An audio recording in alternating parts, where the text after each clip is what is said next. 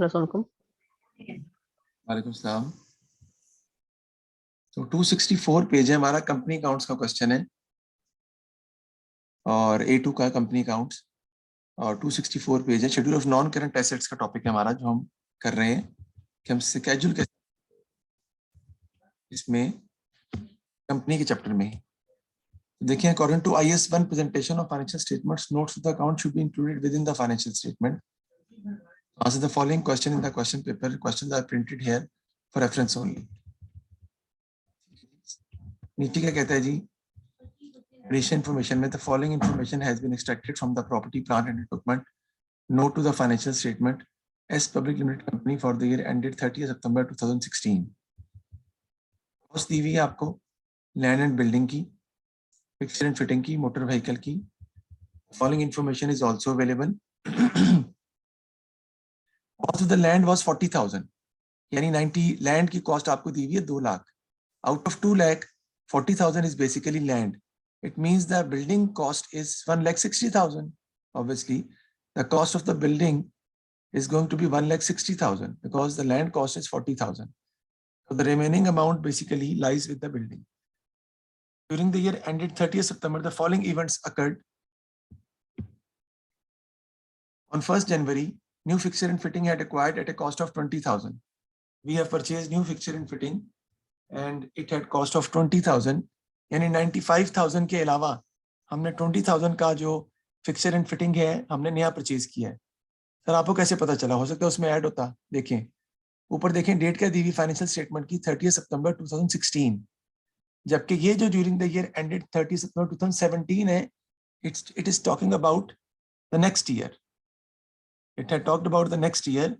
For that reason that fixer and fitting has acquired after 2016, so it is not yet added. The 20,000 is not yet added in 95,000.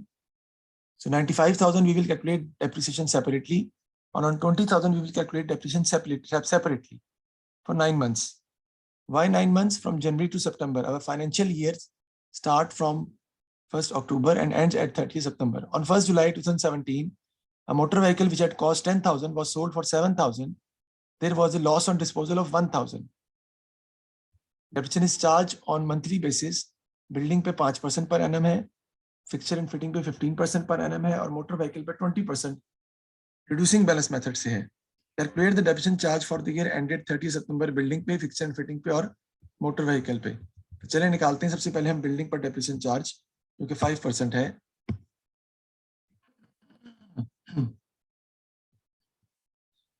As we know that the building cost is, total cost is 2 lakh. And the 40,000 is the land cost. So I will subtract 40,000 from 2 lakh. 1,60,000 is the cost of, and the depreciation is 5%. So what is going to be the depreciation? 1,60,000 का 5% निकाल लेते हैं. That will come 8,000. So 8,000 is the depreciation on building. I have calculated for you. Depreciation on building is 8,000. Okay, that makes sense. Next देखते हैं हम, क्योंकि 2 लाख में से 40,000 का लैंड था तो बिल्डिंग पर डेप्रिसिएशन आ गई 5%। अब फिक्सर एंड फिटिंग पे 15% है यूजिंग स्ट्रेट लाइन मेथड। तो निकालते हैं फिक्सर एंड फिटिंग। बट सब हमें दिया हुआ 95,000 का पहले से। If you just remember, we have purchase fixer and fitting, new fixer and fitting which is purchased for a cost of 20,000 on 1st January. 1st जनवरी को परचेज किया तो इस पर जनवरी से सितंबर तक की डेप्रिसिएशन होगी ना। देखेंगे नहीं, January, February, March, April, May, June, July, August, September. It becomes 9 months. First, we used to calculate depreciation on the newly asset purchase, which is 20,000. तो मैं depreciation निकालूंगा 20,000 पे। कितने परसेंट है? 15% है। स्ट्रेट लाइन मेथड है, तो मुझे कॉस्ट पे निकालनी है। मल्टीप्लाई बाय 9/12, क्योंकि सितंबर तक 9 महीने बनते हैं ना। तो हमने जनवरी में परचेज किया, पूरा साल यूज नहीं किया। 20,000 into 0.15 multiply 9 divided by 12. The depreciation is going to come will be 2250 is the depreciation charge. थोड़ा सा इशफाक कैलकुलेशन में थोड़ी सी गलती हो गई है। अगर मैं थोड़ा डेप्रिसिएशन पहले स्टार्ट कर देता तो आपको ये डेप्रिसिएशन के चैप्टर जो A2 में है, where we used to prepare schedule of non current assets, maybe it won't you won't be going to find it that difficult, जो कि अब आपको ज्यादा डेफिनेटली थोड़ा सा मुश्किल लग रहा है, क्योंकि डेप्रिसिएशन का इसमें it includes core depreciation which is involved in this chapter, unfortunately, which is yet to be covered actually in our AS class. चलें थोड़ा बहुत आगे पीछे हो जाता है. नेक्स्ट देखते हैं. नेक्स्ट हमारा जो क्वेश्चन है, वैसे schedule of non current asset का सवाल अक्टूबर में आया था, मैंने कहा आपको बता देता हूँ. अक्टूबर में schedule of non current asset का सवाल जो है वो आया था अक्टूबर 2021 के अंदर, पेपर जो हमारा गुजरा है. नेक्स्ट हम देखते हैं, उसमें अब नेक्स्ट आपका आता है जी, जो रिमेनिंग एसेट्स हैं आपके एग्जिस्टिंग एसेट्स, वो कितने के 95,000 के. इसमें आपने कितनी डेप्रिसिएशन निकालनी है? 15%. ऑब्वियसली फुल ईयर की कैलकुलेट करनी है आपने, तो मैं निकाल लेता हूँ 95,000 का 15% हो जाएगी 14250.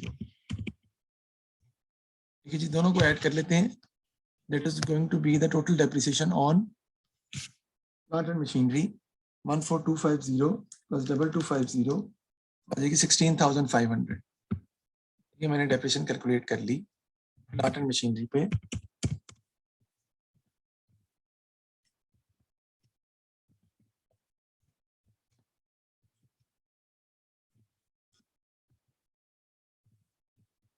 जो कि मेरी आ जाएगी, कितनी आ रही है? 16,500. मैंने निकालनी है डेप्रिसिएशन मोटर व्हीकल पे. थोड़ा सा ये टेक्निकल पॉइंट आ गया जी. मोटर व्हीकल पे अगर आप गौर करें तो थोड़ा सा आपको टेक्निकली इसको देखना पड़ेगा, इसलिए मैं इसके ऊपर भी सॉल्व कर रहा हूँ.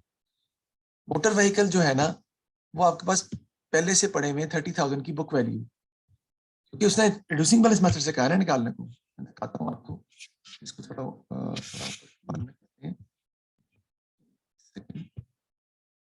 ये देखें, मोटर व्हीकल पे उसने क्या 20% रिड्यूसिंग बैलेंस मेथड से है. 20% रिड्यूसिंग बैलेंस मेथड से अगर हम कैलकुलेट करते हैं तो इसका मतलब है बुक वैल्यू पे डेप्रिसिएशन निकालनी है ना आपने. तो बुक वैल्यू में मोटर व्हीकल की दी हुई 30,000, जबकि जो नया मोटर व्हीकल जो 1 जुलाई 2017 को हमने मोटर व्हीकल खरीदा तो कोई भी नहीं है, हमने बेचा है, हमने 10,000 उसकी कॉस्ट थी, was sold for 7,000 and there was a loss on disposal of 1,000. जरा गौर कीजिएगा, इसका मतलब है कि हमारा एसेट की जो बुक वैल्यू थी, जो बेचा आपने, उसकी बुक वैल्यू कितनी थी? That is 8,000. 7,000 प्लस 1,000 आप करेंगे तो आपको बुक वैल्यू आएगी विच इज 8,000. सर वो कैसे? बेटा 8,000 का था तभी तो 7,000 का सेल हुआ है, तो आपको लॉस हुआ है ना 1,000 का. I repeat again, and the depreciation on that asset which has been sold, cost is 10,000 minus book value. Total depreciation जब तक हुई है वो 2,000 है आपकी. So the total depreciation on the asset sold is 2,000. The book value of the asset is 8,000. बेचा आपने कितने का? 7,000 का है, तभी तो आपको लॉस हो रहा है 1,000 का. भाई 7,000 का बिका है, 1,000 का लॉस हुआ है, इसका मतलब है उसकी वैल्यू 8,000 थी बुक वैल्यू आफ्टर डेप्रिसिएशन.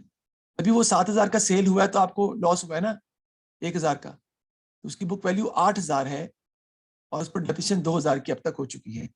अब हम डेप्रिसिएशन कैलकुलेट करते हैं. 30,000 पर मुझे डेप्रिसिएशन कैलकुलेट करनी है 9 मंथ्स की, जो कि जुलाई अगस्त सितंबर 3 मंथ्स बचते हैं आगे. तो 9 मंथ्स पर मैं डेप्रिसिएशन लूंगा. आपको डिफरेंट मेथड यूज करना पड़ेगा, डिफरेंट तरीके से यूज करना पड़ेगा. यानी कि इशफाक जो आप कह रहे थे ना कि बुक वैल्यू के थ्रू कर ले, तो हमें यहाँ पे बुक वैल्यू के थ्रू ही यूज करना पड़ेगा. We can't use the cost में से डेप्रिसिएशन माइनस नहीं कर सकते. क्यों? क्योंकि हमारे पास डेप्रिसिएशन की अवेलेबिलिटी नहीं है, हमें कैलकुलेशन में बहुत ज्यादा टीडीएस करनी पड़ेगी, क्योंकि ये 2,000 जो दी हुई है टोटल डेप्रिसिएशन है, हमें नहीं पता कब से स्टार्ट हुई, कब से कब तक की है. ये 2,000 is the total depreciation on the asset sold from the rate of purchase till the rate of sale. हमें ये तो पता है कि डेटा उसकी परचेज कॉस्ट 10,000 है, लेकिन कब परचेज किया था ये नहीं पता, तो हम उसको इस तरह सॉल्व नहीं कर सकते. तो हम निकालेंगे 30,000 पे डेप्रिसिएशन बुक वैल्यू पे कितने परसेंट है? 20% मंथ्स की 9/12, क्योंकि 9/12 में हमारे पास पूरे 30,000 के बुक वैल्यू के एसेट मौजूद थे. 30,000 into 0.2 into 9 divided by 12, ये आपका आ जाएगा 4,500. और अब अगले 3 माह में आपके पास 30,000 के एसेट नहीं थे, उसमें से 8,000 बुक वैल्यू के एसेट आपने सेल कर दिए थे. बुक वैल्यू 8,000 ही है ना, तो आपको कितने बचे 22,000 के, इसमें लेंगे 20% और मल्टीप्लाइड बाय 3/12। वो आपने यूज किया सिर्फ 3 महीने। कैसे सर? बेटा जुलाई में आपने जो है वो बेचा है ना, तो जुलाई से ऑनवर्ड्स गिने जरा, जुलाई अगस्त सितंबर, इसका मतलब है इन 3 मंथ्स में आपके पास ये 8,000 वाले एसेट जिसकी बुक वैल्यू 8,000 है वो मौजूद नहीं थे। तो 22,000 के आपके एसेट बचे जिनको आपने अगले 3 माह में यानी लास्ट 3 मंथ्स में यूज किया है, और उन पर आप 22% के हिसाब से डिडक्शन चार्ज कर लेंगे, वो आ जाएगी 1100। टोटल कर देंगे तो ये आपका आ जाएगा 6500, 5600, sorry. That is the total depreciation on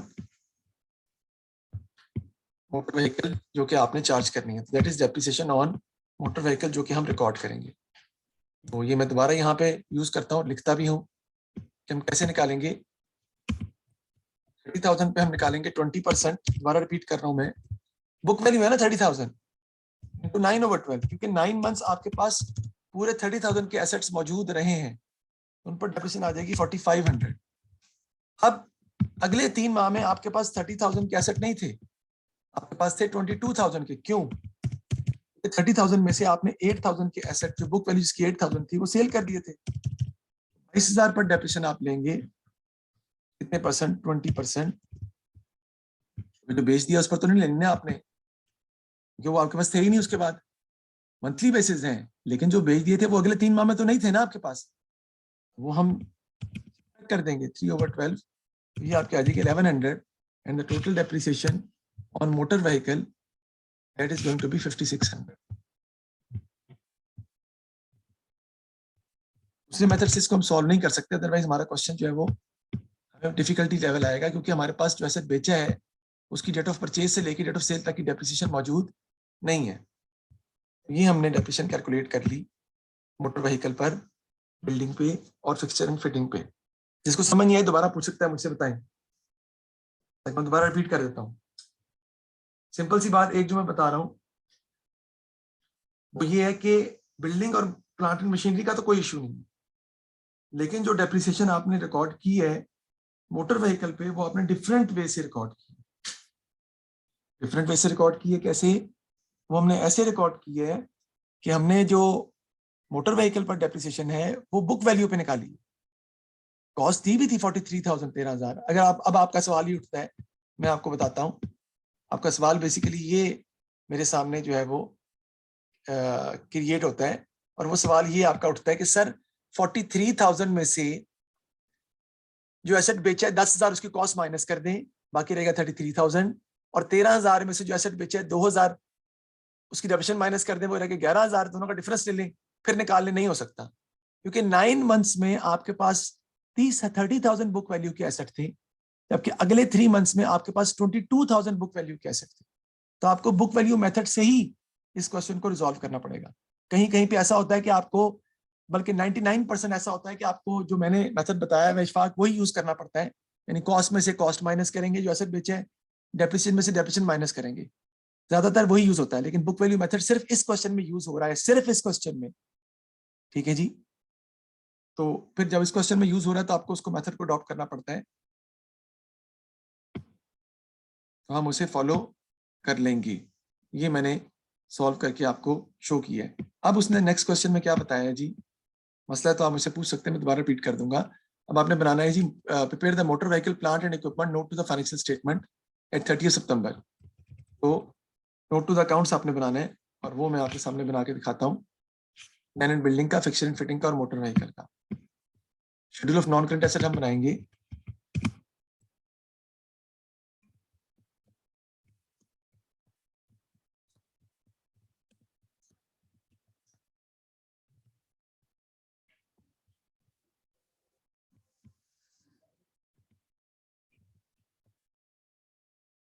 सबसे पहले इसमें आपका आ जाएगा जी किसका? लैंड एंड बिल्डिंग का जी। फिर आपका आ जाएगा जी प्लांट एंड मशीनरी।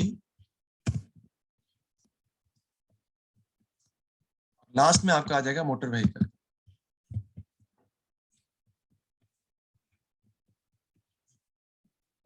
सबसे पहले यहाँ पे आपका आता है जी, हम लिखते हैं क्या भला, कॉस्ट। हमारा साल आपको पता है कि शुरू हो रहा है ये वो सितंबर के अंदर। बेटा ये पकड़ो,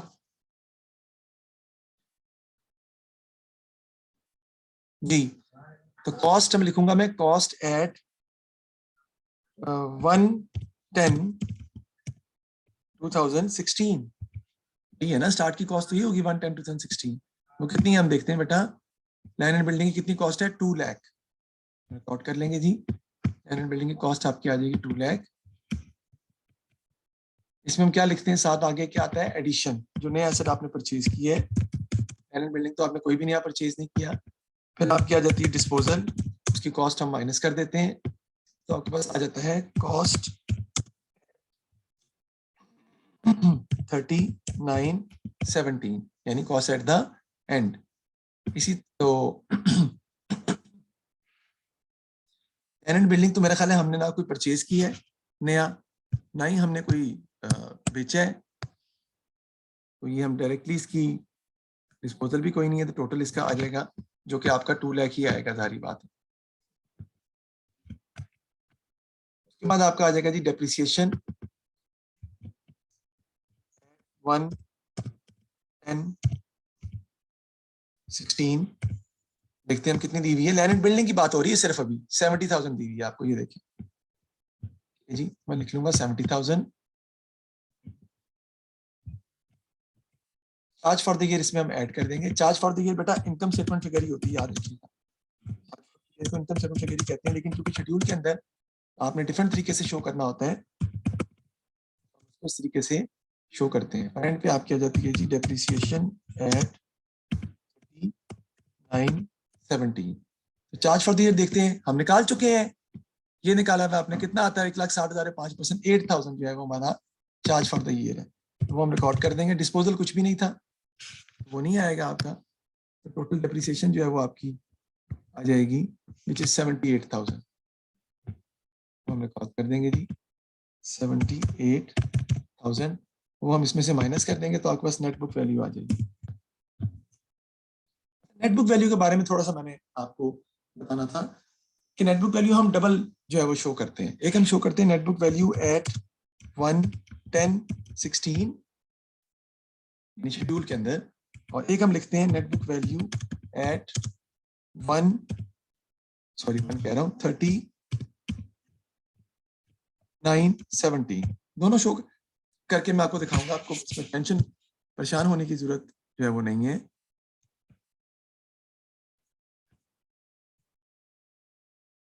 इसको थोड़ा हम लेंथी कर लेते हैं ताकि हमें समझ आ जाए कि हम इसके हिसाब से ही तीनों को बनाना है ना, तो मैंने कहा चले एक ही दफा इसको हम देख लेते हैं।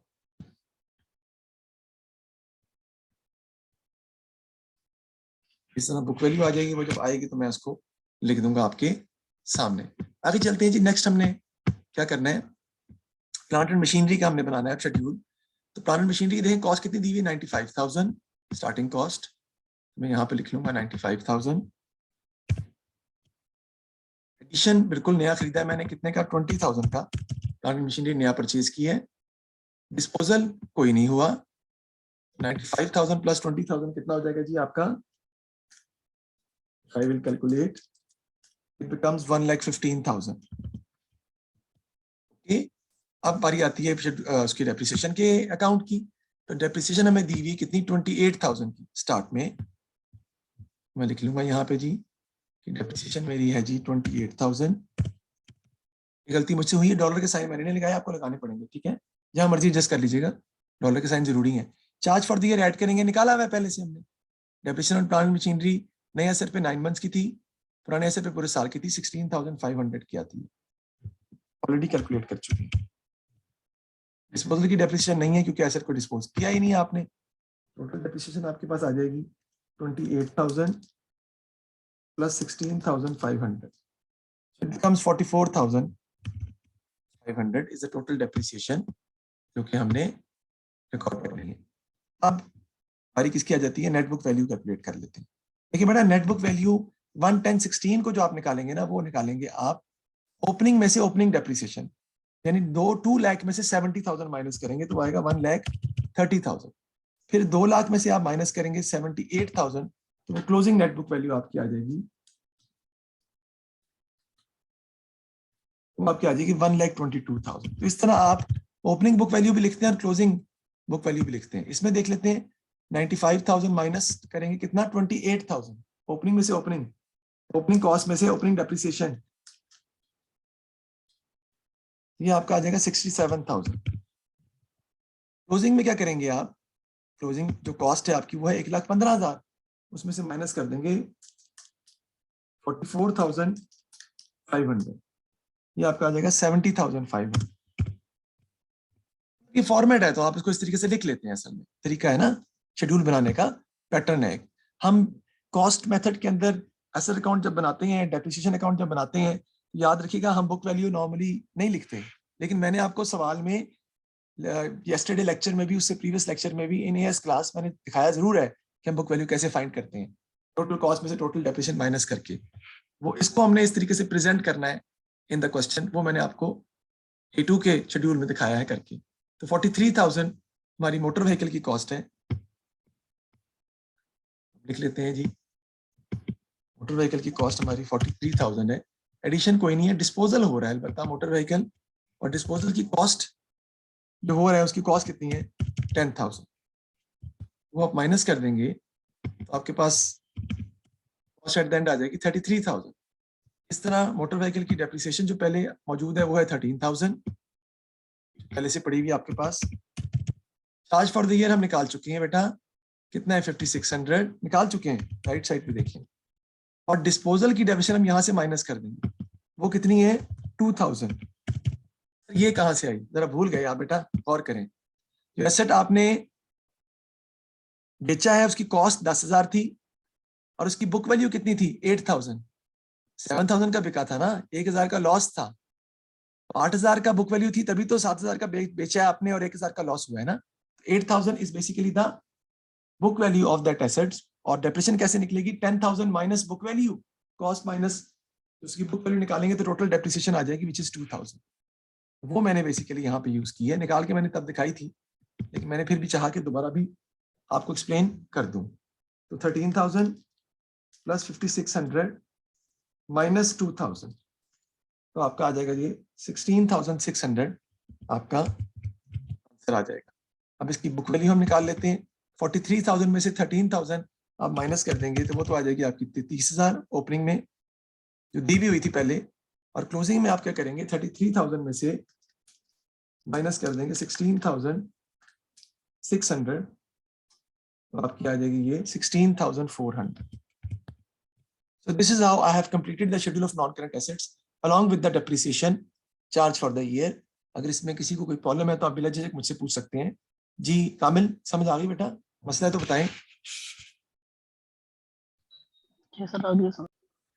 और नीट करने के लिए आप ये इन तीनों को अलग भी कर सकते हैं, मतलब तीनों एसेट्स को आप अलग अलग भी रिकॉर्ड कर सकते हैं, वो आपकी मर्जी है, इसमें कोई बॉदरेशन नहीं है। इसको भी आप ऐसे कर सकते हैं, कोई बॉदरेशन नहीं है, आपकी मर्जी है।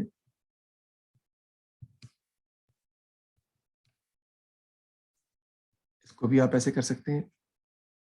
That's not an सर ये जो 2000 आई है डिस्पोजल पे डेप्रिसिएशन, इसमें वो 9 मंथ की एडेड है, 9 मंथ्स की जो हमने इस ईयर की निकाली है? नहीं बेटा, देखो जो 9 मंथ्स के ऊपर हमने निकाली है वो ऑटोमेटिकली एडेड है।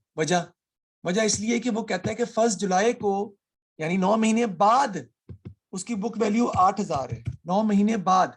इसका मतलब है इस 8,000 में सब कुछ शामिल है क्योंकि उसकी बुक वैल्यू मौजूद है, तो माइनस आप करेंगे 10,000 में से 8,000 तो आपकी डेप्रिसिएशन टोटल आ जाएगी, और 2,000 में सारी डेप्रिसिएशन शामिल है, 9 माह की भी, पिछली भी सारी, पता नहीं कब से कब तक की जो भी है, 9 माह वाली भी शामिल है। जी जी मलाइका। जी सर आ गई है समझ, थैंक यू। मलाइका अलीना, कोई मसला है तो बेटा बताएं व्हाट्सएप। हसन आपने कल का लेक्चर बेटा मिस किया है तो वो मैं आपको सेंड कर दूंगा, बल्कि मैंने सेंड, कामिल आपको भी लेक्चर सेंड करना है तो मैं आपको लेक्चर सेंड कर दूंगा अभी क्लास के बाद। लेक्चर भेजना है, मैंने जो मिस तो आपने नहीं किया, लेकिन मैंने वो भेजना और उसका क्वेश्चन, उस जैसा क्वेश्चन हमने कल करना भी है। आगे चलते हैं जी नेक्स्ट क्वेश्चन की तरफ। इसको हम क्लोज करते हैं, सेव कर लेते हैं। कौन सा सवाल था यार, जरा बताना मुझे। नंबर 18 क्या था भाई? सर अक्टूबर नवंबर 1833। ऑलरेडी एग्जिस्ट कह रहे हैं।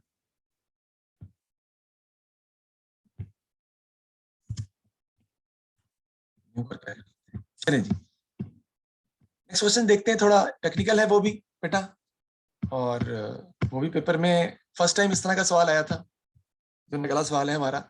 देखते हैं हम उसको कैसे सॉल्व करते हैं। बल्कि एक मिनट पहले मैं आपको एक चीज बता दूं जी। तो नोट्स टू द अकाउंट्स हमने अभी देखा था कि नोट्स टू द अकाउंट्स क्या बताते हैं। They provide additional information at the end of financial statement. They provide that the accounts are has become more realistic, more reliable. ऐसे है ना, एक्यूरेसी ज्यादा हो जाती है, ट्रांसपेरेंसी ज्यादा हो जाती है।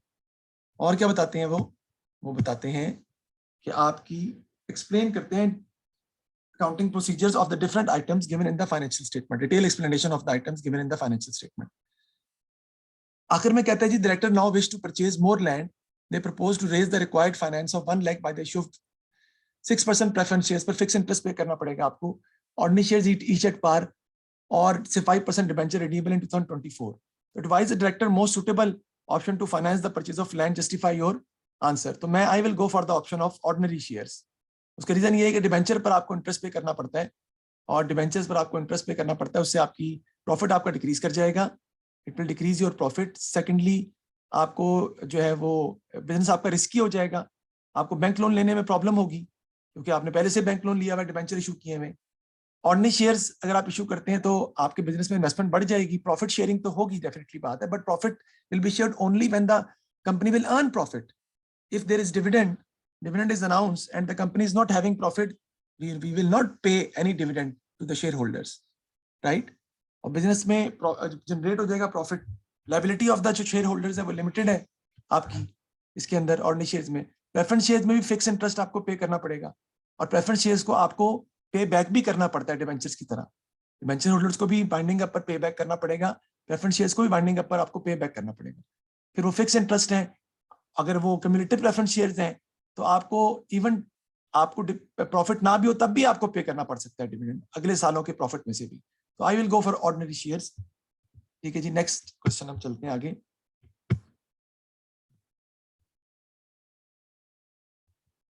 Books of account of PM Limited contain the following summarized ledger accounts for the year ended 31st March। प्रीमियस दी है, प्रोविजन फॉर डेप्रिसिएशन दी है, प्लांट एंड मशीनरी उसकी डेप्रिसिएशन, मोटर व्हीकल उसकी डेप्रिसिएशन, और नीचे डिस्पोजल अकाउंट दिया हुआ है प्लांट एंड मशीनरी का भी और डिस्पोजल ऑफ मोटर व्हीकल भी। अकाउंट बना के दिए हुए। कौन से अकाउंट यार, आपने पढ़े हैं, भूल गए आप पढ़ चुके हैं सारे अकाउंट, आपने सारे अकाउंट पढ़ चुके हैं। बहुत ही गलती मुझसे हो गई असल में, मुझे वो जो है उसको खत्म नहीं करना चाहिए था भला, क्योंकि उसके ऊपर ही मैं क्वेश्चन जो है वो दूसरा मिटा के सॉल्व कर लेता, टाइम बच जाता, हम क्वेश्चन पूरा सॉल्व जो है वो कर पाते। अच्छा, मैं फिर ऐसा करते हैं कि दोबारा क्लास ज्वाइन करते हैं, क्योंकि टाइम 7 मिनट रह गए हैं ना, तो 7 मिनट में हमारा क्वेश्चन कंप्लीट हो नहीं पाएगा। I am going to close the class and I will go for the next class right now. बंद करके फिर ओपन कर लेते हैं ताकि हम सवाल में आपको कंप्लीट करवा सकें। ठीक है, तो दोबारा ज्वाइन कर लें। Thank you.